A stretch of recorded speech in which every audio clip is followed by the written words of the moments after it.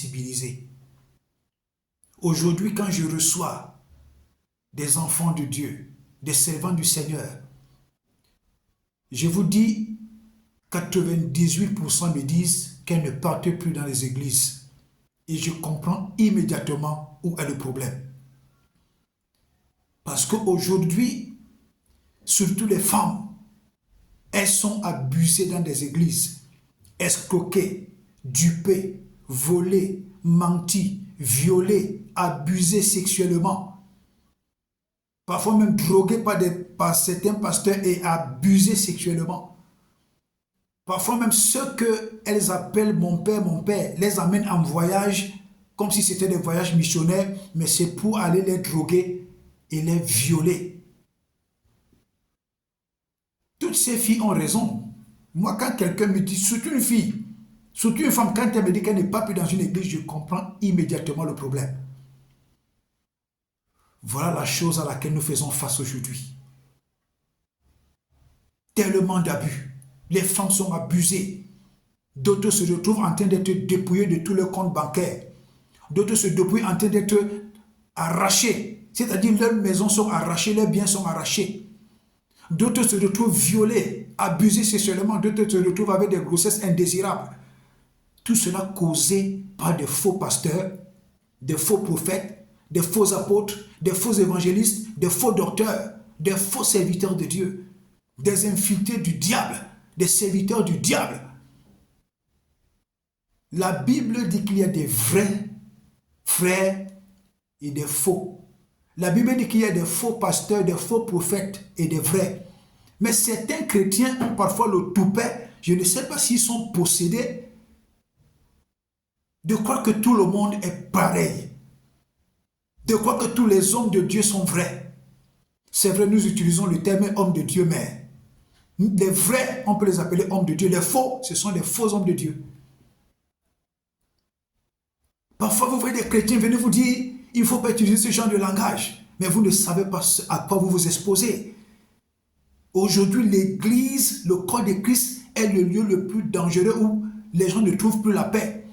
Les gens se trouvent en danger permanent. Faites très attention. Faites très très attention.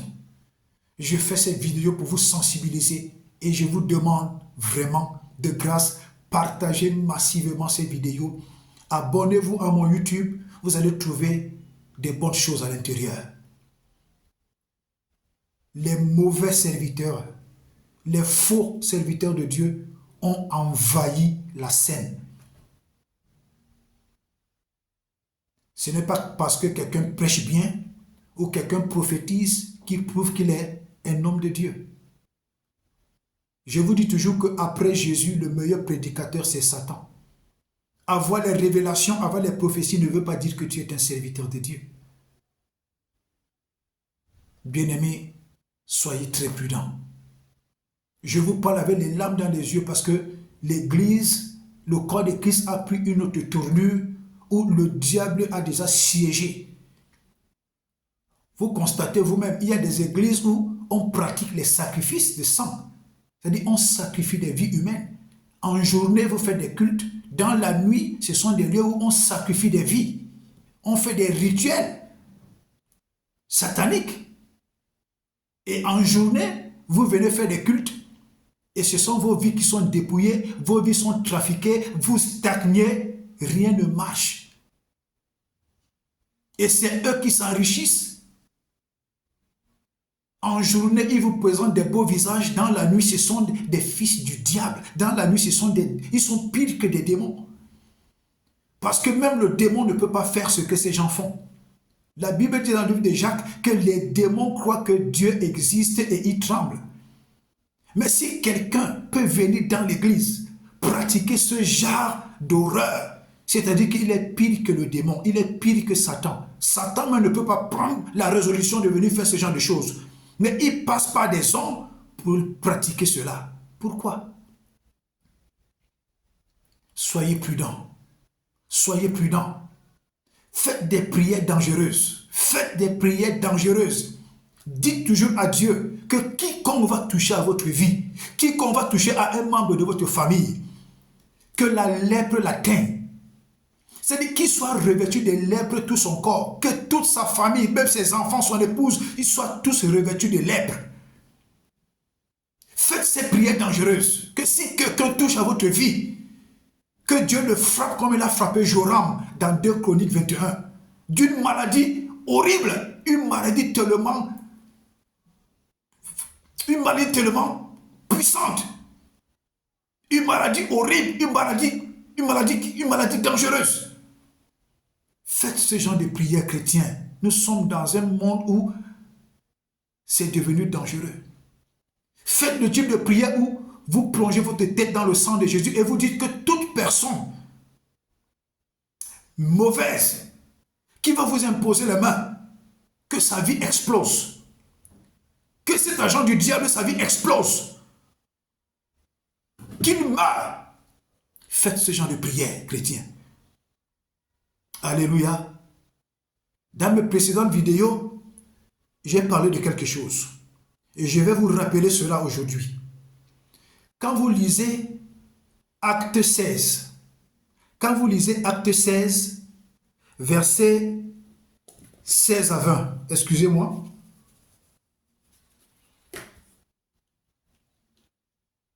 Je nettoie mes yeux parce qu'il fait froid de ce côté. Quand vous lisez Acte 16, versets 16 à 20, cette fille qui était possédée de l'esprit de Python,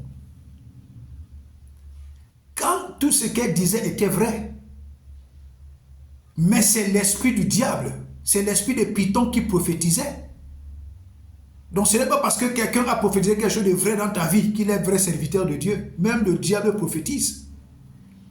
Et alors quand cette fille a été délivrée de l'esprit de Python, puisque l'apôtre Paul avait eu le discernement que ça, ce n'est pas l'esprit de Dieu, l'apôtre Paul a libéré une parole puissante dans la vie de cette fille. Elle a été libérée de l'esprit de Python. La Bible dit que quoi? Les maîtres de cette fille, je dis bien, ses maîtres se sont mis en colère. Ses maîtres se sont fâchés parce qu'ils ont vu leur gain. Ils ont vu leur gain être en danger. C'est-à-dire quoi? C'est-à-dire que à chaque fois où toute personne que cette fille avait relâché une parole de prophétie, elle trafiquait la vie de ces personnes, elle trafiquait les étoiles de ces personnes, elle trafiquait les destinées de ces personnes, mais les personnes restaient attardées sur la prophétie. Or, derrière la prophétie, il y a un trafic d'étoiles, un trafic d'identité, un trafic de destinée, un trafic de bénédiction.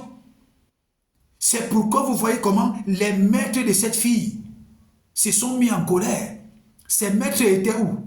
C'est elle qui était devant la scène et ses maîtres profitaient derrière. C'est la même chose qui se passe aujourd'hui dans des églises. Dans des églises où le pasteur a une mauvaise vie. Dans des églises où le pasteur a fait un pacte avec la rose-croix, la franc-maçonnerie, la maïkari, le bouddhisme, avec la cabale juive. C'est ce genre de choses qui se passent aujourd'hui dans des églises où les pasteurs pratiquent les coutumes, pratiquent la magie traditionnelle. C'est ce genre de choses qui se passent jusqu'aujourd'hui.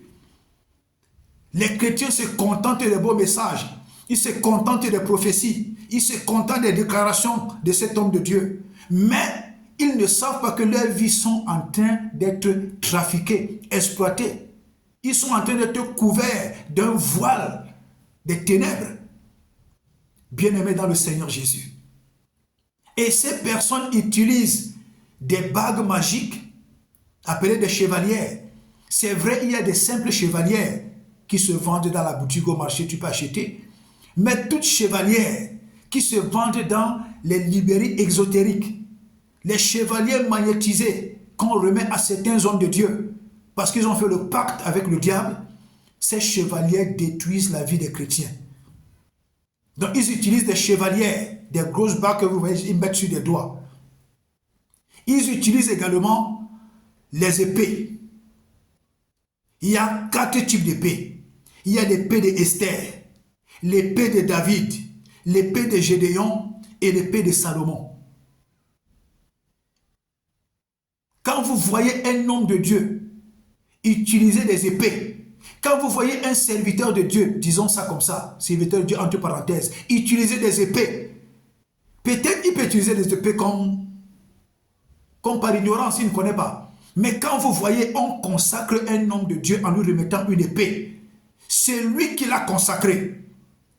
Fouillez dans sa vie. Si c'est quelqu'un qui appartient à une secte, quelqu'un qui appartient à la Kabbale, quelqu'un qui, 1, 2, 3, consécration, il offre aux gens des épées, c'est quelqu'un qui est dangereux. C'est quelqu'un qui appartient à une secte pernicieuse. Soyez très, très, très prudents. Et parmi toutes ces épées, l'épée la plus mystiquement dangereuse, l'épée la plus sataniquement dangereuse, c'est l'épée de Gédéon. C'est l'épée de Gédéon. Ils utilisent le nom des personnages de la Bible. Mais ces épées ont une mission diabolique. Diabolique.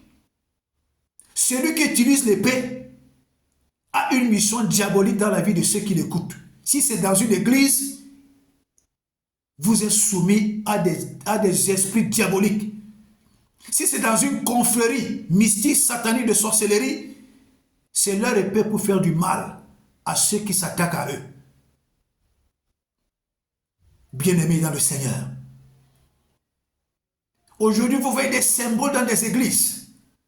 Comme je dis et je répète, d'autres personnes, quelqu'un peut-être peut prendre une épée comme symbole comme ça là, mais quand vous voyez, on consacre quelqu'un en lui remettant une épée, commencez à vous poser des questions. Commencez à vous poser des questions. Il est entré dans quoi? Il a touché quoi? Il a pris quoi? Celui qui l'a consacré l'a introduit dans quoi? Est-ce qu'il a introduit d'une manière inconsciente ou d'une manière consciente? Mais je sais que on n'introduit pas quelqu'un dans quelque chose d'une manière inconsciente. Il y a d'abord des accords au préalable. Est-ce que quand quelqu'un te consacre, il est obligé de te donner une épée? Il est obligé de te donner une bague? Une chevalière? Non. Ce sont des choses qui doivent attirer l'attention des chrétiens. Ça doit attirer l'attention des chrétiens. On doit te consacrer en te remettant une Bible.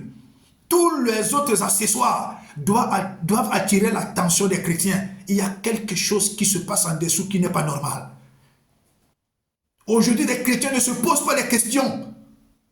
Posez-vous toujours des questions. Soyez regardants sur votre leader, sur votre pasteur. Il y a des choses louches. Soyez regardants. Celui qui te consacre, il te remet une épée, il te remet une chevalière. Lui, c'est qui? Il vient d'où? Il pratique quoi? Est-ce qu'il est obligé de te donner une épée? Est-ce qu'il est obligé de te donner une chevalière en te consacrant, en t'ordonnant? Non. Une Bible, ça suffit. Mais quand vous voyez déjà les épées qu'on offre, les chevaliers qu'on offre, sachez que votre pasteur est entré dans quelque chose de compliqué. Sachez que votre représentant, votre leader est entré dans une affaire compliquée. Ah oui, bien-aimés, ces épées-là ont une mission diabolique dans vos vies. Ces épées vous dépouillent, ces épées vous détruisent, ces épées aspirent des grâces dans vos vies. Et c'est votre pasteur et c'est lui qui l'a consacré, qui l'a ordonné, qui bénéficie de toutes vos grâces.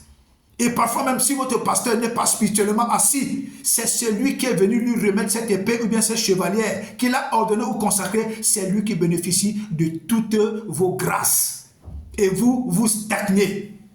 C'est la même tactique qui s'est produite au temps de Paul avec la fille qui souffrait de l'esprit de démon dans Actes 16, versets 16 à 20. C'est le même procédé, c'est la même tactique. Je suis là pour vous sensibiliser pour que vous preniez garde à vos vies. Ton pasteur, ton leader, il n'est pas responsable de ta vie. C'est toi-même qui es responsable de ta vie. Mon peuple périt faute de connaissance. Quand tu n'as pas la connaissance, tu vas périr. Quand tu n'as pas la connaissance, tu seras détruit. Quand tu n'as pas la connaissance, tu risques de mourir avant ton jour. N'aimez pas vos pasteurs, n'aimez pas vos leaders, n'aimez pas vos conducteurs plus que Dieu. Dieu lui-même dit que quand tu constates ce genre de choses, sors de ce lieu-là. Sors de là. Alléluia. je vais parler également en définitive, ils utilisent des livres qui ont toujours à la couverture les noms des personnages de la Bible, mais le contenu est redoutablement satanique.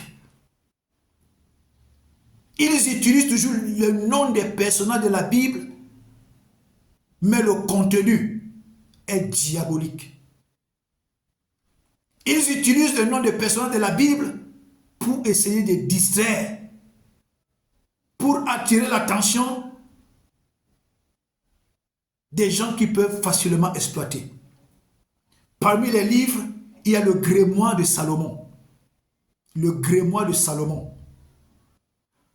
Le deuxième livre qu'ils utilisent, c'est le 6e et le 7e livre de Moïse. Mais nous connaissons que Moïse a 5 livres. Le Pentateuque. 5 livres. 5 livres. Genèse, Exode, Lévitique, Nombre, Deutéronome. Ce sont les 5 livres que nous reconnaissons qu'ils appartiennent à Moïse, que c'est Moïse qui est le responsable. Mais le 6e et le 7e livre, ça vient d'où? Ça sort d'où? Et vous voyez, ils utilisent 6e et 7e livre de Moïse, ils mettent le nom de Moïse, or le contenu est purement satanique. J'avais un ami, j'étais jeune, dans ma jeunesse, je devais avoir 17 ans, 18 ans, 20 ans, j'avais un ami, père, son ami il est mort, qui utilisait ce livre, 6e et 7e livre de Moïse. Il s'appelait Camden. Il s'appelait Camden. Il utilisait ce livre. Mais je ne vous dis pas comment il a fini. Il a pourri vivant. Il a pourri vivant. Ce livre était plus fort que lui. Ils mettent 6e et 7e livre de Moïse alors que c'est un livre terriblement diabolique. Quand vous lisez sur la couverture de ce livre, c'est bien spécifié que l'art de la magie. Ils utilisent également un autre livre, comment invoquer les 75 génies de la Kabbale juive. Comment invoquer les 75 génies de la Kabbale juive. La Kabbale juive, c'est une secte pernicieuse. Et vous voyez aujourd'hui, beaucoup de pasteurs sont dans la Kabbale juive. Ils ont été introduits par les autres. La convoitise de nos pasteurs aujourd'hui. À cause de la convoitise, ils partent entrer dans des choses terribles. Parce que certains rabbins en Israël sont en train de leur dire que Moïse a laissé, Dieu a donné également des paroles orales qu'il n'a pas révélées dans la Bible. Donc certains rabbins en Israël font comprendre à ces pasteurs que non, ce n'est pas dangereux, ce n'est pas mauvais. Or, c'est du mysticisme pur, c'est du satanisme pur. Je peux dire c'est de la franc-maçonnerie juive. Et voilà ce livre qu'ils utilisent. Comment invoquer les 75 génies de la Kabbale juive. J'ai essayé de pousser loin les recherches. J'ai dit que je veux pousser les recherches pour que ça aide les enfants de Dieu. J'ai fait les recherches. J'ai dit, mon Dieu, j'ai essayé de voir le contenu. Oh, c'est terrible. Il y a des formules magiques dedans. Comment entrer en contact avec des génies, avec des esprits. C'est pourquoi vous allez voir la plupart des pasteurs, des hommes de Dieu, des prophètes qui utilisent ces livres-là sont toujours en train de parler des esprits. Mon esprit me transporte, l'esprit me transporte dans ton village. L'esprit me transporte à tel endroit. Je déclenche maintenant, j'active l'atmosphère des esprits. Ils utilisent toujours des termes comme ça. Et le 4e livre, c'est l'art de prophétiser. C'est là-bas dedans qu'ils apprennent comment manipuler les prophéties, comment tromper les gens dans les prophéties, comment manipuler les prophéties. C'est là-bas dedans. Donc, je dis ces choses pour attirer votre attention, enfants de Dieu. Je dis et je répète, ils utilisent 4 livres. Le Grimoire de Salomon, le 6e et le 7e livre de Moïse, comment invoquer les 75 génies de la Kabbale, et enfin, l'art de prophétiser. Ils utilisent comme épée l'épée d'Esther, l'épée de David, l'épée de Gédéon, l'épée de Salomon. Et ils disent que ceux qui utilisent l'épée de Salomon, c'est pour la richesse. Mais dites-moi, est-ce que j'ai besoin d'une épée pour être riche? C'est Jésus qui me rend riche. Des riches qu'il a été, il s'est fait pauvre afin que je sois riche. Mais si quelqu'un veut me donner une épée pour me dire que ça va me rendre riche, c'est à moi de comprendre que c'est déjà du satanisme. Donc, à cause de la convoitise de certains hommes de Dieu que nous pensons qu'ils sont matures, à cause de la cupidité, ils partent entrer dans des choses compliquées. En journée, on les appelle pasteurs. La nuit, ce qu'ils font sur vos vies, ce qu'ils font, non, ce n'est pas beau. Donc, enfants de Dieu, faites attention. Ne vous laissez plus imposer les mains par n'importe qui. Quand vous constatez que votre pasteur, votre leader, votre conducteur commence à faire des choses louches, commence à avoir des amis louches, commence à trop utiliser des symboles dans l'église, faites très attention, vos vies sont en danger. Vos vies sont en danger. Le Seigneur dit de sortir immédiatement de ces lieux-là. C'était un rappel que je voulais vous faire pour vous dire que la technique que Satan a utilisée dans Actes 16, versets 16 à 20, avec la fille qui prophétisait, celle qui était possédée de l'esprit des démons, c'est la même tactique aujourd'hui, la même technique aujourd'hui que beaucoup de pasteurs utilisent. Et si tu as ton leader, ton pasteur, ton conducteur, qui vit dans un adultère pas possible, qui vit dans une fornication pas possible, qui fait des choses terribles pas possibles, sors de cette église-là. Sors de là. Je te dis, sors de là. C'est surtout les femmes qui se laissent embobiner. Surtout les femmes qui se laissent embobiner. Partagez massivement cette vidéo pour sensibiliser beaucoup de frères, beaucoup de sœurs dans le corps de Christ. Que Dieu vous bénisse, que Dieu vous garde, que Dieu vous fasse du bien. Que la puissance du Saint-Esprit vous protège, vous garde. Que la main de Dieu soit avec vous. Que tout serviteur, tous ces faux prophètes, ces faux pasteurs, ces faux apôtres, ces faux serviteurs de Dieu soient renversés par la main de Dieu, soient confondus par la main de Dieu. Dieu a tué Uza parce que Uza n'a pas pris au sérieux l'arche de l'Éternel. Ce n'était pas sa responsabilité. Vous êtes des archers de Dieu, enfants de Dieu. Vous êtes des archers de Dieu. Vous êtes des ustensiles de Dieu. Moi, je déclare que tout mauvais serviteur de Dieu, tout faux serviteur de Dieu qui va s'attaquer à vos vies, que Dieu le tue. Que Dieu le foudroie, qu'il tombe et qu'il meure. J'ai vu des hommes, des faux hommes de Dieu. Avant, on pensait que c'était des hommes de Dieu. Mais c'est quand ils ont été foudroyés, quand ils sont morts, on s'est dit, en tout cas, bon, ça peut arriver. Mais après enquête, le constat est alarmant. Avec des doubles vies terribles. Vraiment que le Seigneur veille sur vous. Que le Seigneur vous garde. Partagez massivement cette vidéo. Et que le Seigneur vous bénisse abondamment. Shalom.